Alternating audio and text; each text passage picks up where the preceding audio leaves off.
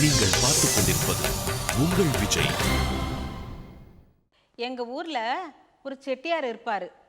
கட்டான கட்டழகு கண்ணா அப்படின்னு எல்லா பொம்பளைங்களும் அவரை பார்த்து ரசிக்கிறாப்புல நல்லா இருப்பாரு.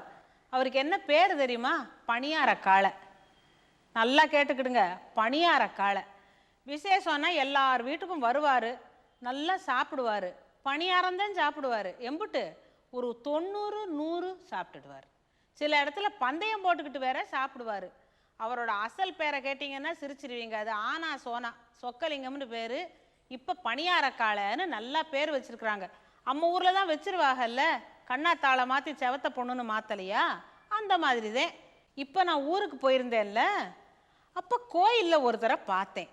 அவரை பார்த்தா ஏதோ ரொம்ப தெரிஞ்ச முகமாக இருந்துச்சு. என்னன்னு தெரியலையே, இவர் எங்கேயோ பார்த்துருக்கோமே, இது யாரு, பேர் நினைவுக்கு வரலையேன்னு முழிச்சுக்கிட்டு இருந்தேன். அவர் என்கிட்ட வந்து, என்னை யாரென்று எண்ணி எண்ணி நீ பார்க்கிறாய் அப்படின்னு பாடவும், ஐயையோ நம்ம பணியார காளை இல்லை நினச்சிக்கிட்டு, என்னன்னு இப்படி உடஞ்சி போயிட்டிய அப்படின்னு கேட்டேன். என்னத்தை சொல்கிறதுமா, நல்லா பணியாரம் சாப்பிட்டுக்கிட்டு இருந்தேன். இந்த பாரு, இப்போ சக்கரை நோய் வந்துருச்சு. இந்த சக்கரை வியாதி வந்தாலும் வந்தது, நான் இனிப்பு பக்கமே தலை வச்சு படுக்கக்கூடாதுன்னு சொல்லிட்டாங்க. போமா என்ன வாழ்க்கை அப்படின்னு சலிச்சுக்கிட்டாரு. நான் சொன்னேன், அண்ணே மனுஷங்களுக்கு மட்டும் இல்லை, மிருகங்களுக்கு கூட இந்த நோய் வருதான். இப்போ மருதைக்கு போயிருந்தேன்ல, அங்கே கூடல் அழகர் பெருமாள் கோயிலில் அமிர்தவல்லின்னுட்டு ஒரு அழகான ஆனைக்குட்டி, அதுக்கு 3 ஜோடியில் அழகாக காலுக்கு கொலுசெல்லாம் செஞ்சு போட்டிருக்கிறாங்க. சிலுக்கு சிலுக்குன்னு போட்டு நடக்குது. பாவம், அதுக்கும் சக்கரை வியாதியா? இந்த சக்கரை வியாதி இருக்கே, மனுஷங்களையும் விடுறதில்ல, மற்றதையும் விடுறதில்ல. இதுக்கா போய் இப்படி உடஞ்சிட்டீங்க? அதுக்கு நல்ல வைத்தியம் இருக்காண்ணே, நான் சொல்கிறேன். ஆனேன்னு பேசின உடனே உங்கள் ஆச்சி ஞாபகம் வருது, கூப்பிடுங்க அவங்கள அப்படின்னு அந்த ஆச்சிக்கிட்ட சொன்னேன். இவ்வளோ பெரிய பத்தி இருக்குது வீட்டில், வீணாக தானே போய்கிட்டு இருக்கு. போங்க, வெள்ளிக்கிழமை சந்தைக்கு போய் நல்லா இம்புட்டு பாவக்காயை இம்புட்டு வாங்கிட்டு வாங்க. இம்புட்டு இல்லத்துக்கு இம்புட்டு வாங்கிட்டு வாங்க. நல்லா வில்லையா அரிஞ்சு போட்டு இந்த பத்தியில் போட்டு காய வச்சு இடித்து பொடியாக்கி வச்சுக்கிடுங்க.